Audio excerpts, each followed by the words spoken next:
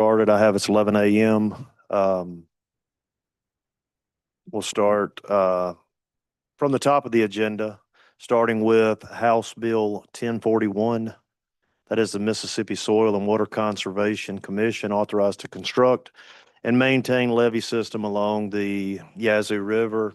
Everyone should have a copy of this bill. You will remember we passed a similar bill out of here. It was Senator Hobson's bill. I have spoken with Senator Hobson regarding this bill. And he had no issues with the same, but ultimately there's some new language, which is lines 91 through, lines 89 through 91. And what it says, as you are all familiar with in the news, to construct a levee project and to perform and enter into contracts to perform related to construction and design activities as provided in subsection 1 of this act. Ultimately, it will be to benefit the Yazoo River area, which have been inundated with water at times, and this will help alleviate that. Are there any questions about the bill? No questions or a motion? Motion's title sufficient, do pass. All in favor say aye. Any opposed, like sign. The bill will be reported out. HB 1041 will be reported out. The next bill is HB 1520. Senator Taylor would be here to present the bill, but he is at home with the flu, so I will do this for him. This is a bill that Senator Lane Taylor and Representative Bounds and Scott have been working on. Apparently, the Department of Archives and History, they have what is 23.8 acres, 23 acres, give or take, of land wherein the Dancing Rabbit Creek Treaty was signed. The Department of Archives and History wishes to give this land back to the tribe, and this bill would allow the Department of History or Department of Archives and History to do so.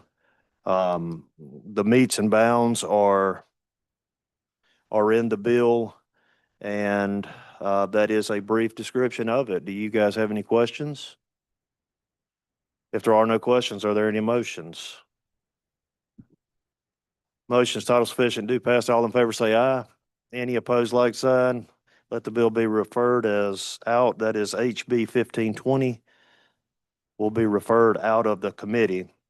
Next bill is House Bill 1731. This is a bill, you can see it's the ABC warehouse bill in Gluckstadt. I know there's been a lot of concern in news media regarding ABC and what it is or isn't doing right now. What this specifically applies to is the old warehouse, or what I will refer to as the old warehouse. The Senate passed this bill. There is a slight change on the House version. The Senate bill had the funds going into, once sold, it would go into the general fund. The House bill, as drafted by Representative Newman, has this going to the sole benefit of the Department of Revenue. And in talking to Representative Newman, it was his intention that the funds would go into the Department of Revenue for the Department of Revenue to pay the debt for the construction of the new warehouse. That language is not in here, but I think we have a motion at the appropriate time. At the appropriate time, I have an amendment to offer. Yes, this is the appropriate time. Senator Williams, do you have an amendment? I do have an amendment. Amendment does two things. One is, if you look at line 12, it says the Department of Finance and Admonition, and after an exhausted search, I cannot find the Department of Finance and Admonition. I don't think we want to grow government. So we're going to make a clerical change and make that the Department of Finance and Administration. The second thing is addressing what Senator Barrett just said. If you look down at the end of it, we currently have upon appropriation by the legislature for the sole benefit of the Department of Revenue. We're going to change that and add the word defraying for the sole benefit of defraying the Department of Revenue's costs related to construction of a new warehouse for use by Mississippi Alcohol Beverage Control. As the chairman has said, that singularly will put the proceeds off this to go towards defraying the costs of our debt on the new building. Any questions on the amendment? Yeah, are there any questions on the amendment? I would move that we adopt, yes. It was line number 12, the first one, Senator, I believe. I had the same thought.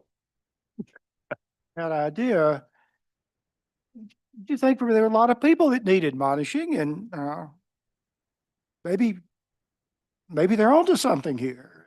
I wouldn't disagree. When I saw it, I had the same thought. Let me see what I can do. I may come up with a floor amendment to establish a Department of Admonition. And a Freudian slip, maybe. I may support that amendment. Yeah. All right, there's an amendment before you. All in favor of the amendment, say aye. Aye. Any opposed, like sign. All right, so House Bill 1731 is amended. So back on the committee sub, are there any or the bill as amended, are there any questions on that? Yes. Thank you, Mr. Chair. I just can't remember if when we passed it, we specified the entity. Because on line 11, it says convey to an entity with whom. I'm trying to see if they already have somebody. Yeah, it was if memory serves me correctly, it was the Madison County Economic Development. We did specify. Okay, yeah, I thought that we did. We did, And this yes. one just has an entity. We did. Do you want to re-specify it? If you would like to make that motion, we certainly can. Yes. Ally, were you?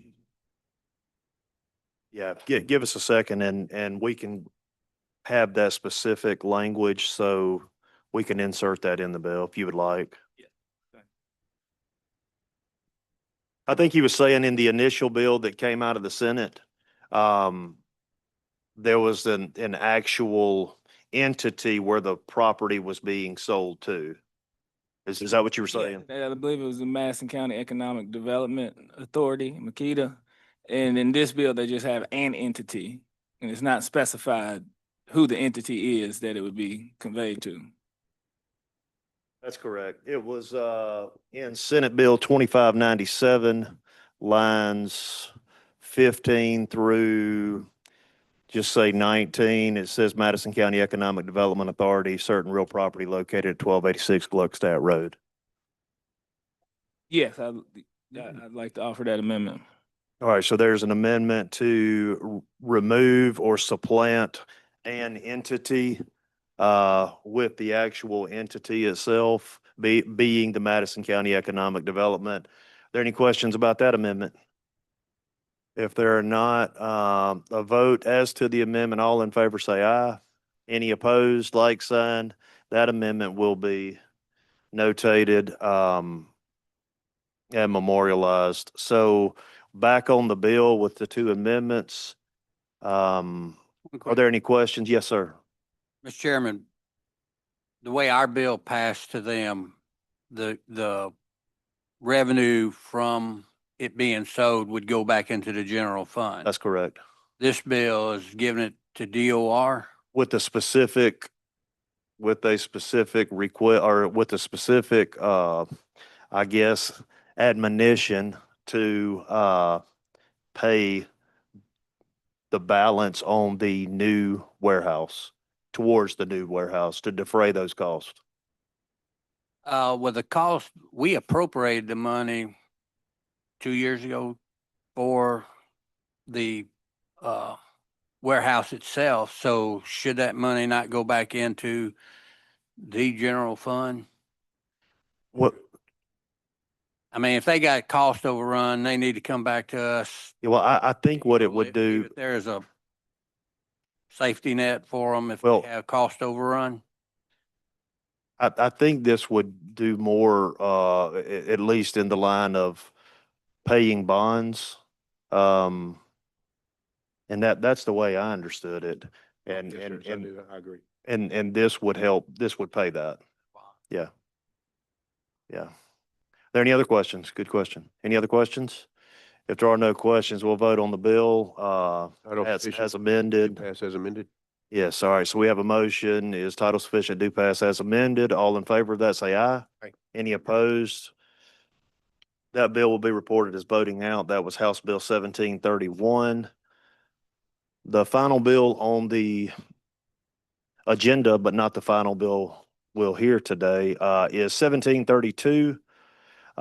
We passed this bill, if not exactly this bill, but one very similar, wherein property in Lauderdale County, I saw Senator Tate walk through.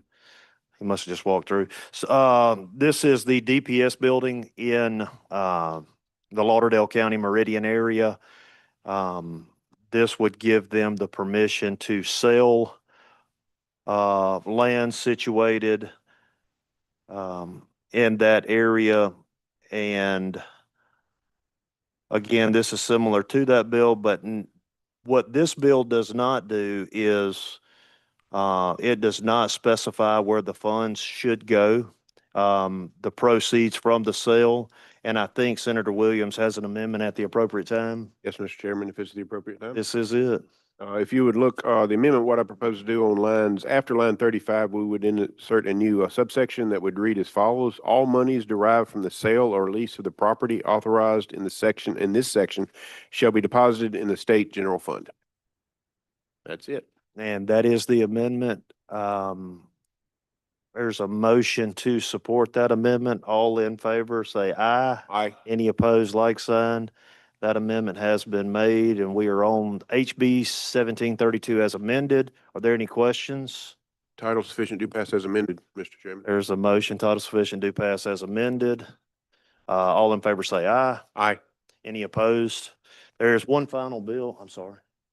Yes, no. Oh, yeah. Okay, Thank you. yeah, for sure. Just wanted to make sure, Mr. Chairman. Thank you. The final bill that we will take up in public property, and I don't know that we will have another hearing. That's subject to, a few more discussions, I guess, which will be had. But it's not on the agenda, but it should be before you. If you do not have a copy, let us know. But this is House Bill 1716, and it deals with Mississippi Main Street, revitalization grant. I will give you a brief synopsis of this. The bill before you, it expands eligible recipients.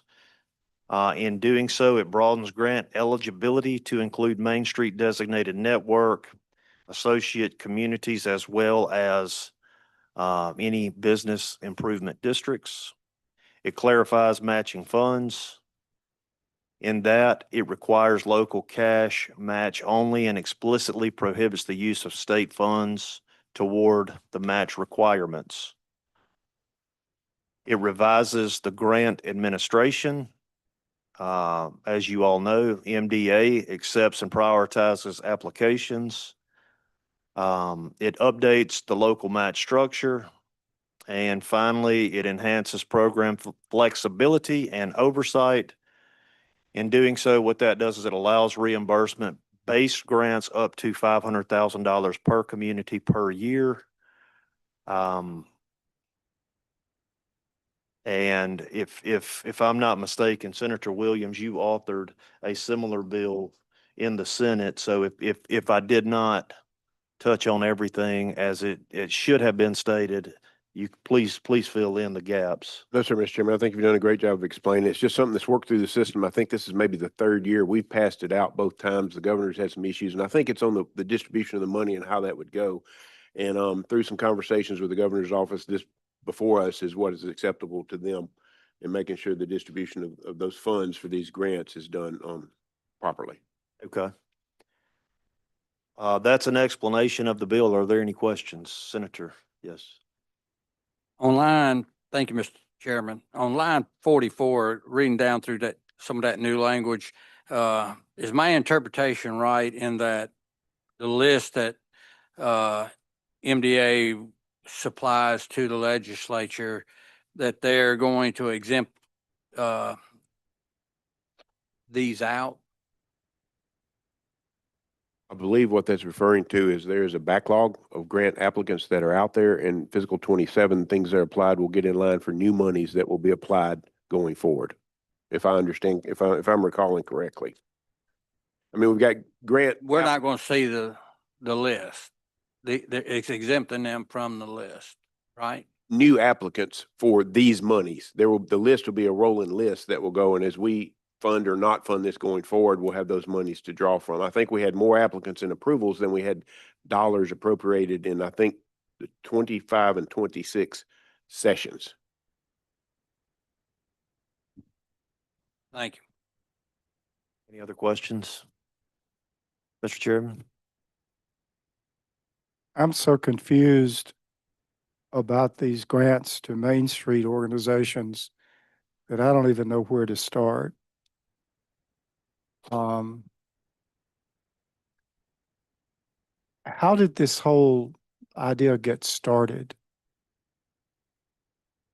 Statutorily, I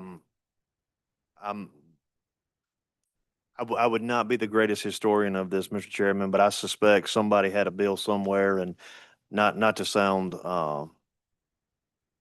give us a smart aleck answer, but I presume someone, It's okay to give a smart aleck. no, I smart aleck presume someone A dressed. smart aleck answer, and then all of us will, make the usual assumption or the logical assumption after having received that sort Yeah, of answer. so from the chair. I suspect it's statutorily, and, I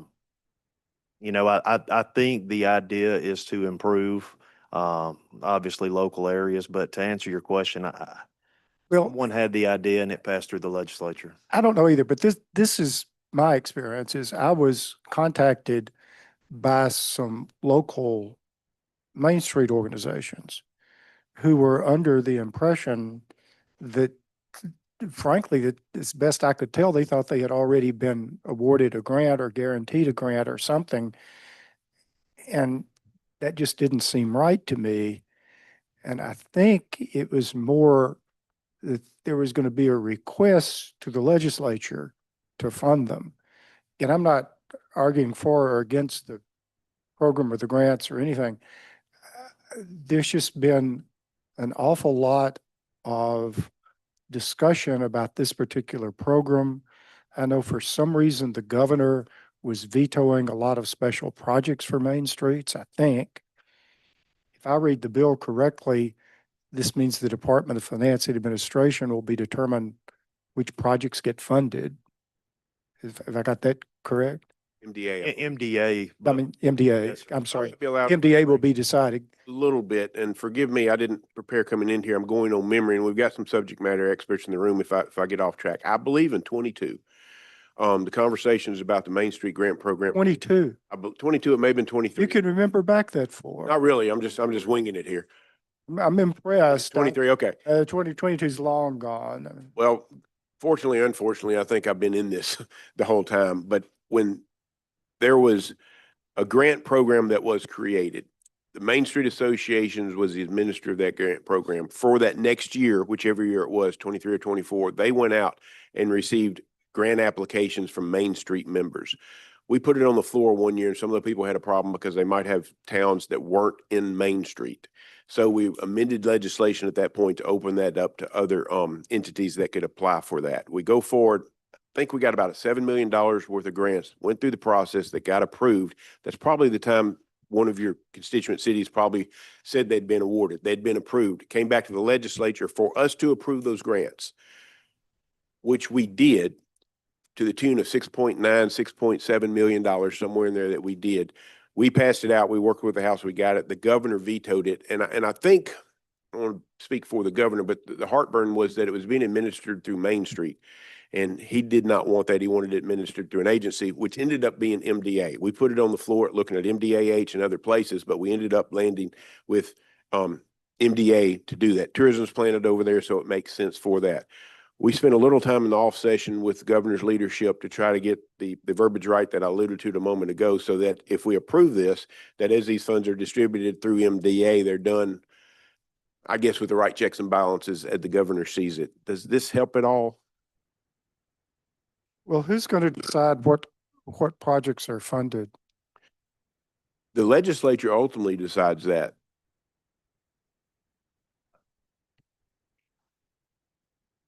Okay. Yeah, I think what Senator Williams is referring to, I think MDA will make those decisions. That's and correct. I then misspoke. and then we will say yay or nay to what they say. So. Well, it seems to me at the end of the day, what we're doing is we're saying the governor is going to decide who gets funded and who doesn't. Well, I think through the legislative process, we would get the opportunity to pass on these bills, and the governor would have the right to take his executive veto, should he choose to do so. It sure seems to me that whatever this program is, it's getting bogged down in more administration and paperwork than the situation calls for, but that's not peculiar to this program, I guess. I believe the specific projects will be listed in the appropriations bill. This is kind of an enabling component, and then we'll do that. With the bogged down part, Senator, I agree. Any other questions? Question. Thank you, Mr. Chairman. Yes, sir. On lines 127 through 131, it's talking about can use no more than 2% of the amount of the funds deposited.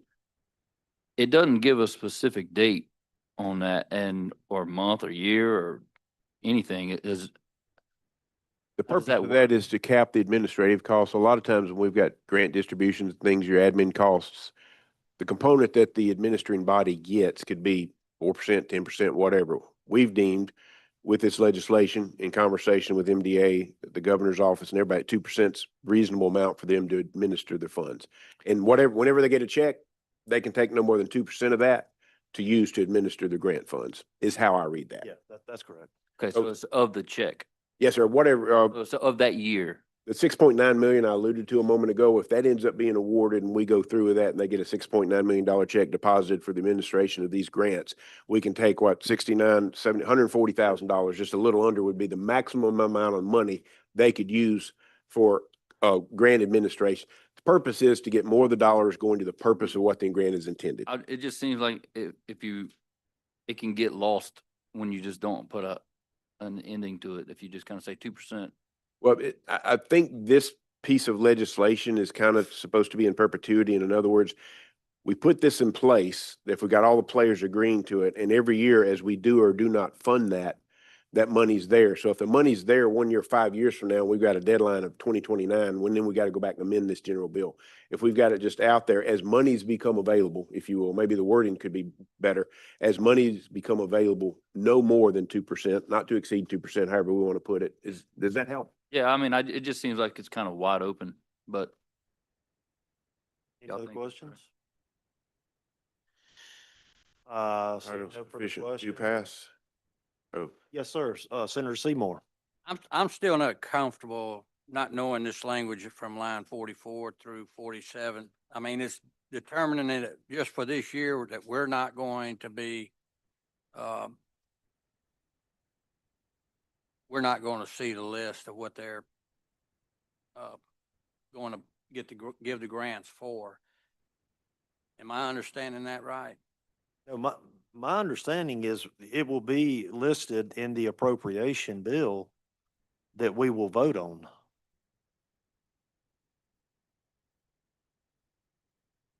Can I apply to the projects of the grant? In other words, just saying that portion of it, would the chairman be entertaining to put in a reverse repealer till I get with the, Yeah, no, I have no objection to that. Yeah.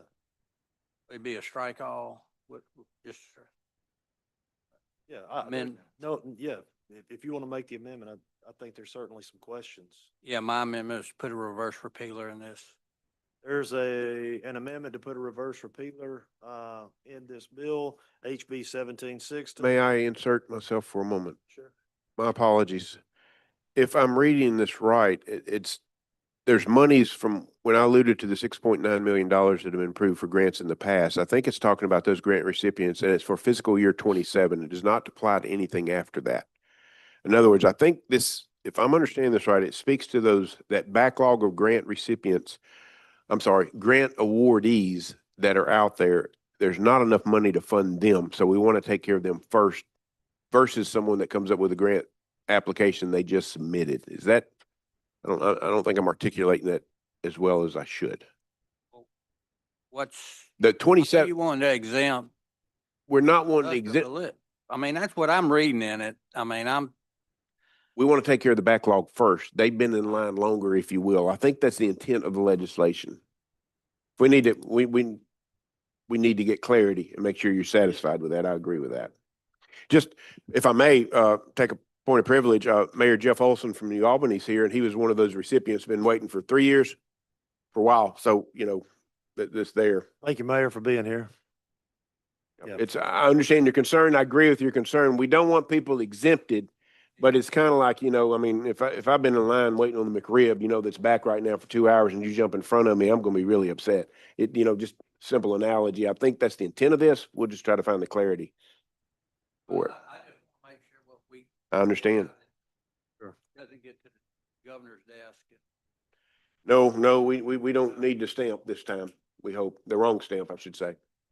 Senator Seymour, did you want to make that amendment on the floor? Yeah, or get it? Okay. All right, so. Okay, thank we- you. We are on the bill, HB 1716, unamended as it sits before you. Is there a motion on the floor? Title sufficient, do pass. All in favor, say aye. Aye. Any opposed, like sign. Let's report out HB 1716. Thank you for the questions. That will wrap up today's meeting of public property. There may be a meeting next Tuesday, so I'll let y'all know, okay? Thank y'all so much for being here. Rise and report.